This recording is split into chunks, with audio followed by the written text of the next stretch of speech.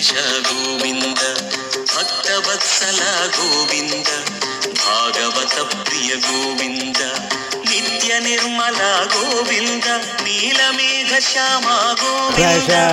ಪುರಾಣ ಇವತ್ತು ನಮಗೆಲ್ಲ ಹಿಂದೂಗಳಿಗೆ ಒಂದು ಪವಿತ್ರ ದಿನ. ಆ ವೈಕುಂಠಾಧಿಪತಿ ತಿರುಪತಿ ವೆಂಕಟರಮಣ ಎಲ್ರಿಗೂ ಆಶೀರ್ವಾದ ಮಾಡುವಂಥ ದಿನ ಇವತ್ತು.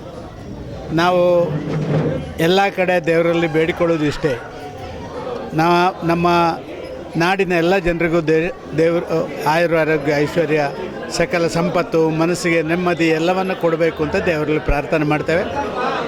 ನಾವು ಕೂಡ ದೇವರಲ್ಲಿ ಪ್ರಾರ್ಥನೆ ಮಾಡೋದು ನಮಗೆ ಕೂಡ ಇನ್ನಷ್ಟು ಸೇವೆ ಮಾಡಲಿಕ್ಕೆ ದೇವರು ಆರೋಗ್ಯ ಕೊಡಲಿ, ಅಧಿಕಾರ ಎಲ್ಲ ಕೊಟ್ಟಿದ್ದಾರೆ, ಆರೋಗ್ಯ ಕೊಡಲಿ ಅಂತ ಹೇಳುವಂಥದ್ದು ಆ ದೇವರಲ್ಲಿ ಕೇಳಿಕೊಂಡಿರುವಂಥದ್ದು. ಇನ್ನೂ ಹೆಚ್ಚು ಜನಸೇವೆಗಳನ್ನು ನಾವು ಇರುವಷ್ಟಿನ ಮಾಡಬೇಕು ಅಂತ ಹೇಳುವಂಥ ಅಭಿಲಾಷೆ ನಮ್ಮದು.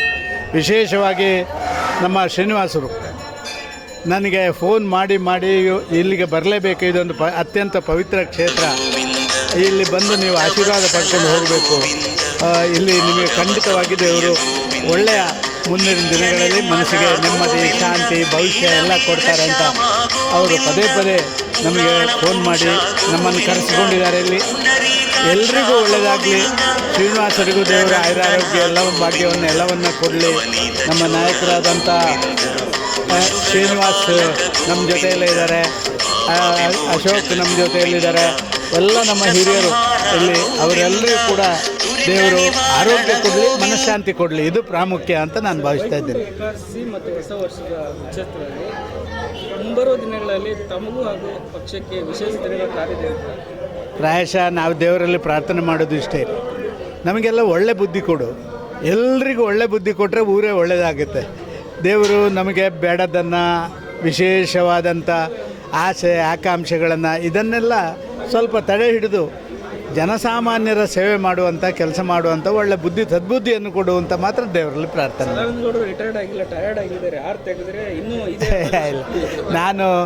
ನಾನು ಖಂಡಿತವಾಗಿಯೂ ನನಗೆ ಆ ದೇವರ ಆಶೀರ್ವಾದ, ಸಮಾಜದ ಆಶೀರ್ವಾದ, ಇಂಥ ಎಲ್ಲ ಹಿರಿಯ ಕಿರಿಯರ ಆಶೀರ್ವಾದದಿಂದ ನನಗೆ ಎಲ್ಲ ಸ್ಥಾನಗಳನ್ನು, ನನ್ನ ಯೋಗ್ಯತೆಗಿಂತ ಹೆಚ್ಚು ಸ್ಥಾನಮಾನಗಳನ್ನು ಕೇಂದ್ರದಲ್ಲಿ ಮೋದಿಯವರ ಜೊತೆ ಒಂದು 7 ವರ್ಷ ಮಂತ್ರಿಯಾಗಿ, ರಾಜ್ಯದ ಮುಖ್ಯಮಂತ್ರಿಯಾಗಿ, ವಿರೋಧ ಪಕ್ಷದ ನಾಯಕನಾಗಿ, ಪಕ್ಷದ ಅಧ್ಯಕ್ಷನಾಗಿ ಎಲ್ಲವನ್ನೂ ಇವರೆಲ್ಲ ಸೇರಿ ಕೊಡಿಸಿದ್ದಾರೆ. ನಾನೊಬ್ಬ ಸಂತೃಪ್ತ ರಾಜಕಾರಣಿ, ಇನ್ನೂ ಜನಸೇವೆ ಮಾಡಬೇಕು ಅಂತ ನನ್ನ ಮನಸ್ಸಲ್ಲಿದೆ. ಅದಕ್ಕೆ ನನಗೆ ಆರೋಗ್ಯ ಕೊಟ್ಟರೆ ಅದನ್ನು ಮಾಡ್ಬೋದು ಅಂತ ಭಾವಿಸ್ತಾ ಇದ್ದೀನಿ.